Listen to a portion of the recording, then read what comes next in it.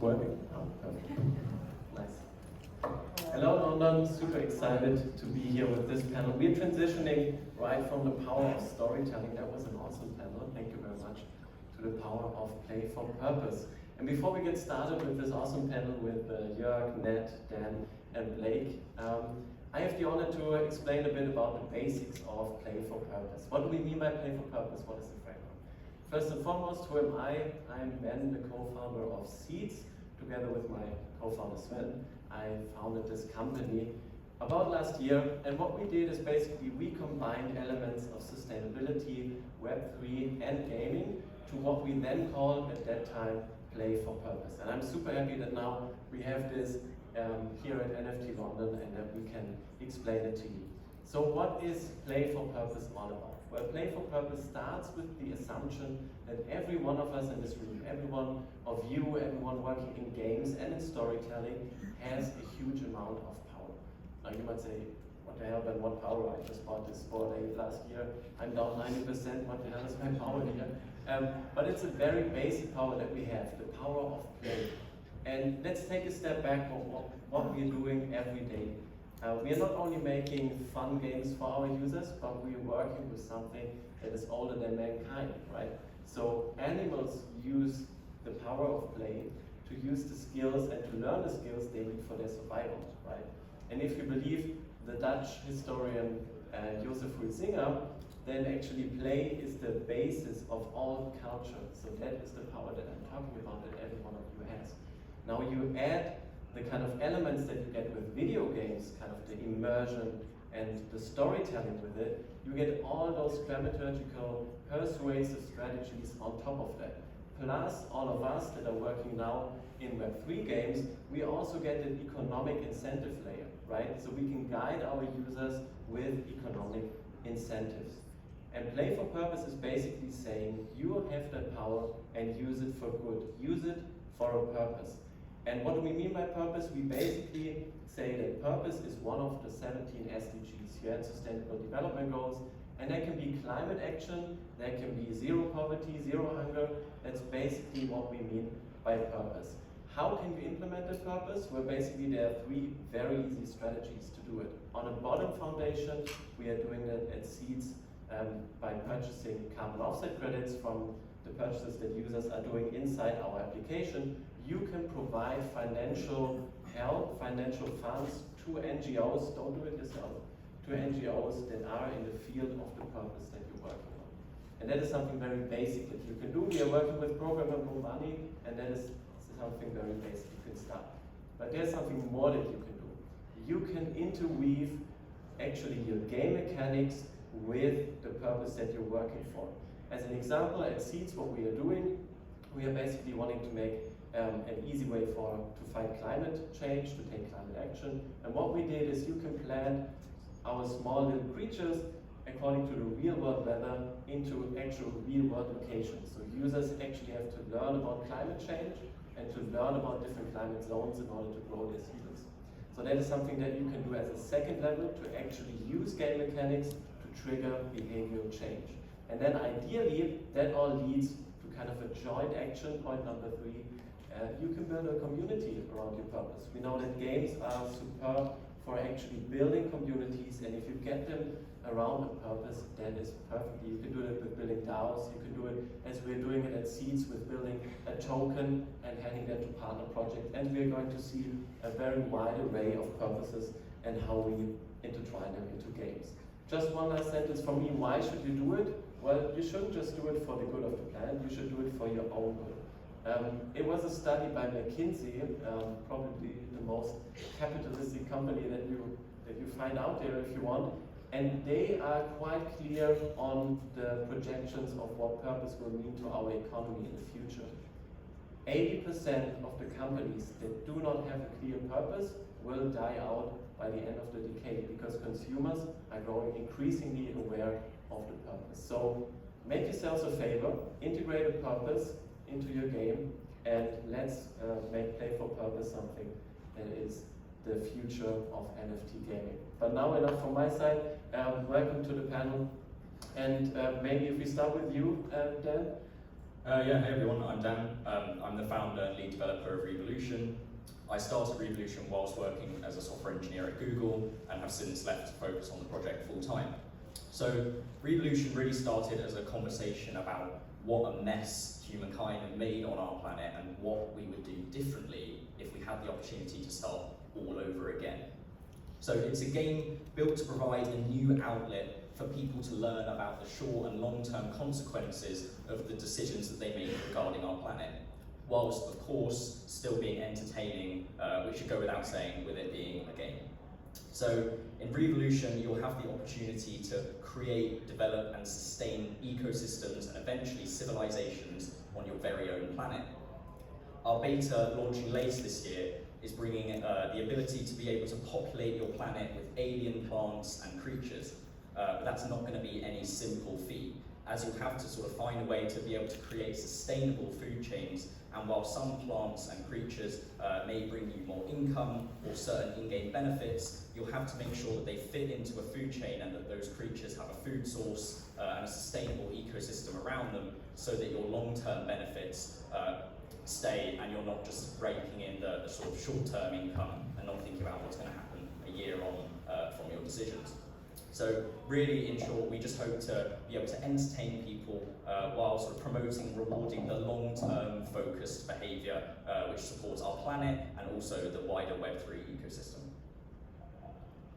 Oh my goodness, they were both so eloquent. I'm really nervous.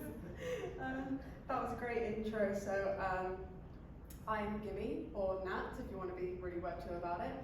My project is Gimme Gargoyles, which those of you who remember Neopets or Club Penguin or Moshi Monsters, it's a game in the same genre. It's a browser game. You explore, you play mini games, you collect little gargoyle furniture for your little gargoyle room. And my background is 13 years as a games developer. I mainly do UX, UI, and 2D art.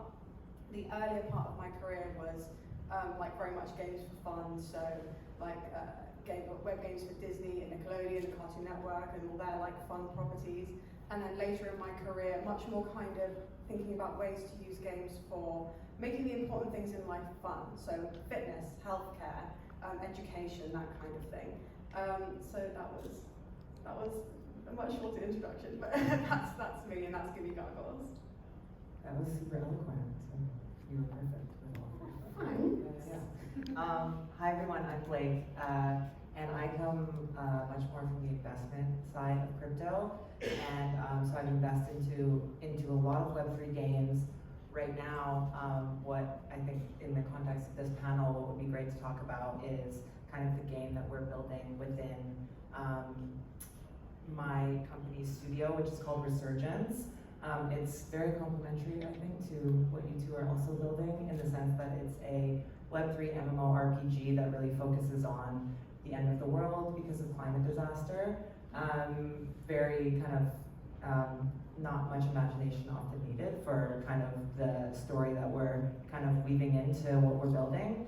And in terms of really what we're thinking about in terms of in the context of play for purpose is how are we able to actually say really interesting things, really build in that deep storytelling to actually kind of make people think and engage more deeply about the planet and how kind of their actions digitally and also, you know, IRL are really making a difference. And I think another thing in terms of what Web3 can really do is just, you know, when it comes to really programming smart contracts, 10% of all sales and all revenue that we make is actually donated to a charity around, you know, focusing on planting trees and supporting climate change. So, you know, just certain things that I think are way easier in Web3 and the actual infrastructure itself makes it, you know, easier to support and really make a consistent message across not only what we're building, but also the actual smart contracts that everything's built upon. Hello. Wow. Okay. Let's try this one. Hi everybody. My name is Joerg. I'm founder of Superfast Games. What we do is game development and some blockchain consulting, German money. Well, but what we also do is a game called Superfast Cards, which is, you can see it on my t-shirt, it's a collectible card game for like a quartet game. Kids in Germany, where I'm from, and kids, I've been talking to people from Holland today, said, well, when I was a kid, I used to play those card game with my friends. Well, what we did is we brought this card game into an NFT space. It's based on the Polygon blockchain, and we have 1,300 different cars and cards that can be collected. Why Polygon? Because we like the low gas fees, because the starting price is very cheap. We have a pack of 5 cards for only 9 Matic, and because we want the people to actually play the cards, that's why we have 140,000 NFTs minted already. We have 25,000 owners and a quite big Discord community. And well, it's running, it's a lot of fun. Of course, we want to grow it bigger. And what we got to do was play for purpose. We'll probably come to in a couple of minutes, but I'm excited to tell you more about that. It's definitely a challenge with those microphones, but you know, keep it exciting.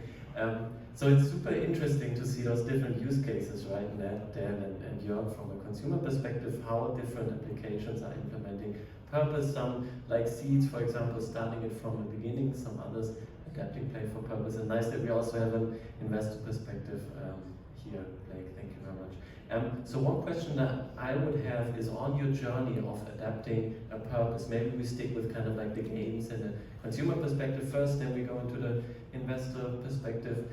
What hardships did you come across, and what tools did you choose to implement a purpose? And probably you could also talk about how NFTs in particular helped you into implementing that purpose. I think you already have a great story. Yeah, as our game is about cars, and we know that cars have a very bad carbon footprint, definitely. We've been discussing this in the team from day one on. How could we use the project to reduce carbon? And actually, we had no clue in the beginning. And a lot of people, I mean, there are a lot of petrolheads out there that love the project, but some people said, well, cars are bad for the planet. And I said, yeah, ours aren't that much because you actually don't ride them. But we had the idea very early that we said, okay, we want to give something back. And what we came up with was that we have different play modes. We have a play for fun mode, where you just play for fun, but we have a very big play to earn mode, which is played most. Big surprise. People play to earn our token, which is called Petrol. And what we're introducing by the end of this month is actually that you can choose to change the mode from play to earn to play for purpose. And in this mode, everything you earn goes to an extra wallet, and we double the amount at the end of the month that's in the wallet, and want to give this to a charity project that can be chosen by the community. We'll probably suggest a couple of, or 3-4 projects to the Discord community and let them choose to what charity the money goes. Of course, this we're just in the beginning. Won't be like hundreds of thousands of pounds, euros, or dollars of crypto within the first 2 months. But the community is growing, and we hope to being able to make a little change with that. And that's, I think, what it's all about. If we find a lot of games out there that do a little, many people doing a little is a big outcome in the end, so we'd like to do that. Perfect, awesome. And I think also, Dan, you have a very good use case for purpose inside the game. Yeah, so in terms of what you're saying about sort of challenges with implementing it and that sort of stuff, I think one of the biggest things for us is sort of trying to make sure that we're sticking to our initial motivations and purpose for what we're building. I think in this space there's so many ideas floating around, and a lot of projects are trying to branch out into lots of these different use cases which they're creating for any tokens that they're selling. And I think it's really important for us that we've been able to really focus on the fact that we are initially creating a game, and that was our sort of original motivation. We've had lots of people in our community coming to us talking about things like staking, which seems to be a big buzzword in the space at the moment, which we've quite explicitly tried to avoid, and we've tried to tell people that because we don't want to sort of divert our resources away from the purpose of the project in the first place, which was to create this as a game and to fit that into the Web3 ecosystem. In terms of how we sort of integrated the NFTs with purpose in our game, I think someone in the previous panel was also touching on this, about how in gaming at the moment it seems quite common that you can put a lot of time, effort and money into games which just gets wiped away when either the next yearly title comes out or they release some update which sort of nullifies all of the content that you've got to so far or anything you've purchased up to that point. We really don't think that makes sense. We think that players should be sort of endlessly rewarded for continuously putting effort into the game. And also we understand the fact that players aren't going to sort of play the same game for their whole life. We understand that people move on to different things, and we understand that in the sort of concept of our game as well. So one of the things we're doing to combat that, and something I haven't seen quite the way we're doing it before, is that the progress in our game is actually going to be saved alongside the planets that you're building on, rather than the account that you're signed in with while you're playing the game. And what that means is that if you played it for a while and you've put some time, effort and money into our game, and then you come across something else and you want to move on, you're actually able to pass on your planet to someone else with that progress that you've put into it, so that as you're putting your time and effort into it, you're actually building up that intrinsic value that your planet has, so that you're not losing everything when you decide to move on to something else. So these guys are saving the world. And that's awesome. So the purpose with Gimme Gargoyles is much more on like the micro level, if you kind of think about these guys being on more the macro level. So the main purpose is for it to be a fun game. That is #1 priority. I think there are a lot of games in Web3 that have staking and P2E and tokens, and while that's all great for people who are really into the techie side of the Web3 space, I think it's just too much for the average casual gamer. What I would really love to do with Gimme Gargoyles is to just have, with just the NFTs being the playable characters, that is the only element of Web3. Everything else is a traditional browser game. So it's hopefully super accessible, you click a link and then you're straight into the game. You don't even have to have a wallet to try it as a guest. So I really just want to entice, just bring them in, just show them a little bit of something really cozy, casual and fun. And to show that, you know, games can be fun in this space and you can play for fun. And, you know, play to enjoy is another valid P2E.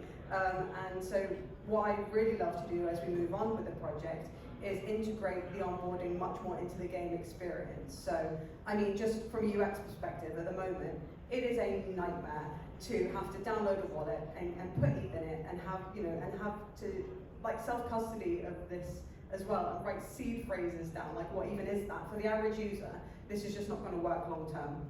But that is not something I can like deal with as a single, like as one developer on an indie game. But what I can do is handhold people who are brand new to that in the most gentle way possible, and then give them like a game that's worth overcoming that kind of bit of friction for. So yeah, I think, and the reason I want to do that is that this space is kind of full of crypto bros. And that's cool in one sense, but in the other sense, it's only going to grow and it's only going to be richer for more types of people from different types of background coming in. And they're going to come in as well with a different set of expectations, and therefore will have a more wide and varied definitions of success in the space. And it's not going to be what can you flip this NFT for. It's going to be, did you have fun playing this game? Did you make a difference playing this game? You know, and I think if we can have a lot more definitions of success in this space, we are all going to be much richer for it as people, and also hopefully financially, so we can continue making the products that we love. Awesome to see the different levels you have put. Very good point that you brought up. It's awesome to see those different levels where purpose can actually go into the games and the synergies that you can do, right? From like climate change to actually gender equality to other purposes that you're following. And it's awesome to see that diverse array of purpose solutions already now coming up. Now, maybe Blake, one question for you from the investor side. We've seen all the different kind of purposes, of course, Zeedz driving the play for purpose. movement, but also a lot of other games already starting to implement purposes. How is the investor side waking up to that? Is the purpose economy already something that is being talked about and that is being evaluated when investing in projects?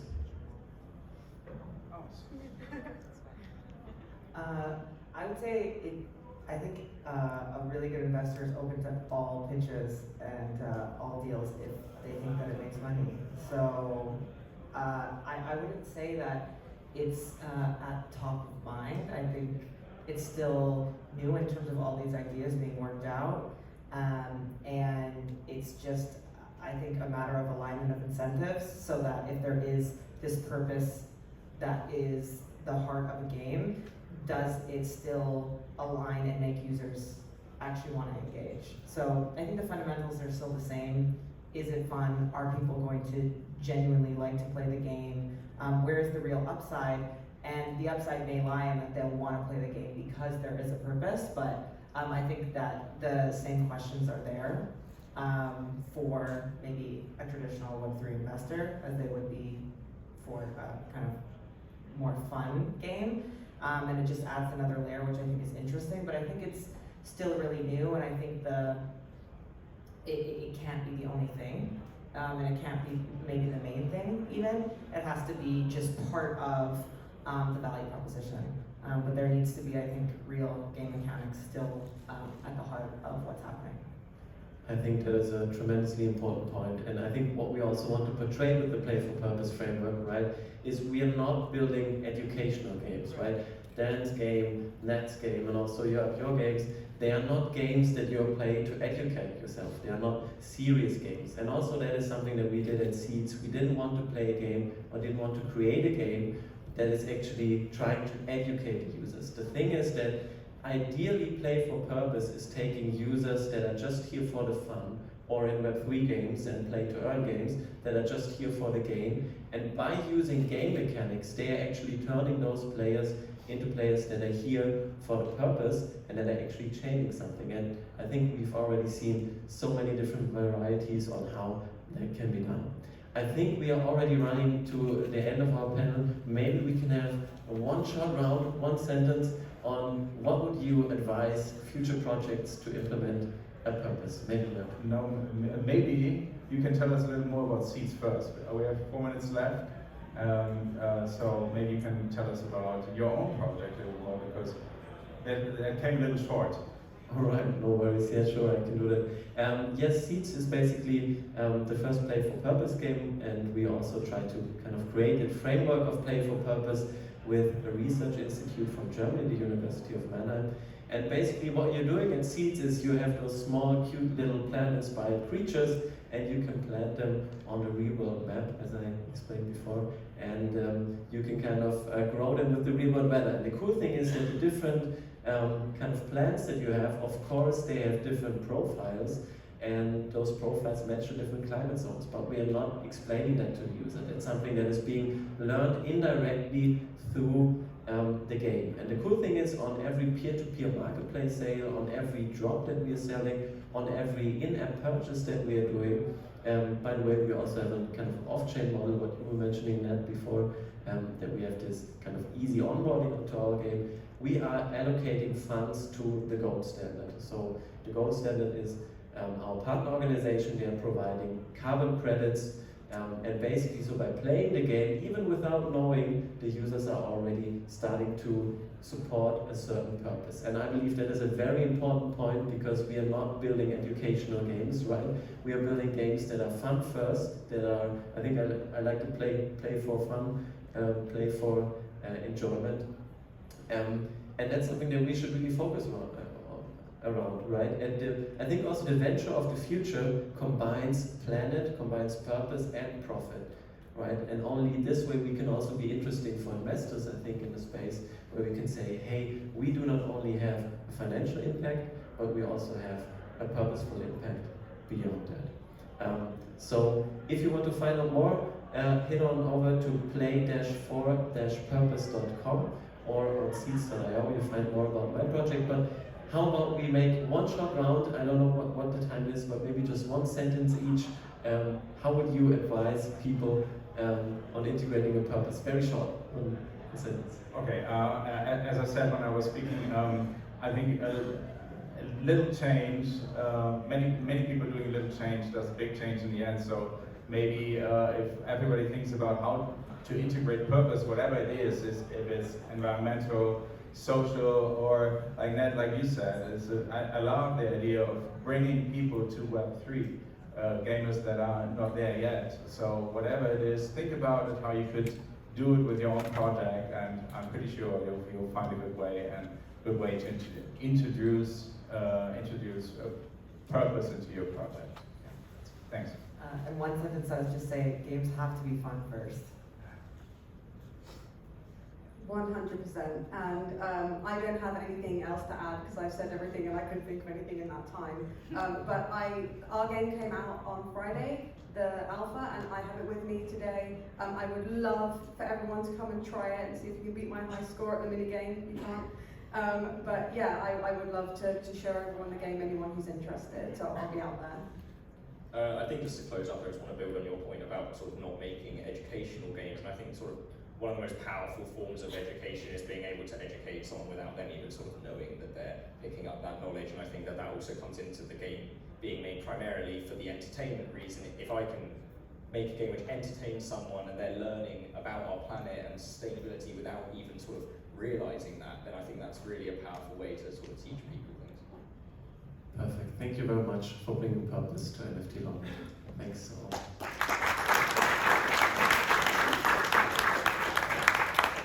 Thank you so much. So we have a very exciting panel after Alex Connolly, the co-founder and CTO of Immutable, spoke this morning and gave us a lot of context in terms of where we are in Web3 gaming and where Immutable is and its exciting journey. He's going to be moderating a panel.